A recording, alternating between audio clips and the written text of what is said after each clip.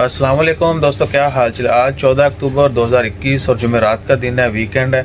आरोपी की जानब से दोफार रीजन में एक औरत को जो है दूसरी औरत के कत्ल के जुर्म में गिरफ्तार किया गया।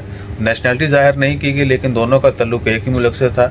एक औरत ने दूसरी औरत को कत्ल किया है। इससे पहले भी कुछ वाक़यात हुए, एक ओबरा में वाक़या हुआ है, वो कहीं रिपोर्ट नहीं हुआ, इसलिए हम जो है कोर्ट नहीं कर रहे। हमेशा जो है कोशिश करें कि पुरसकून रहें, पॉजिटिव रहें।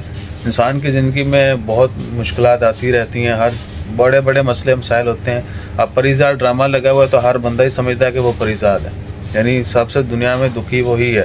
तो कभी भी इन चीज़ों को जो है अपने ऊपर हावी नहीं होने दें और हमेशा जो है मुस्कुराते रहिए। कभी आप परेशान हो तो ज़ोर ज़ोर से कहकल गाएं, आपकी सारी परेशानी दूर।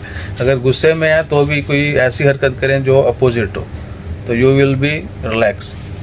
यानी हर हाल में अपने आप को खुश रखने की कोशिश करें। इवन के अक्सर आपको झूठा जो है, अपने आप को झूठी तसल्ली दें कि भाईजान मुझे कोई गम नहीं है, कोई परेशानी नहीं, हम ओके।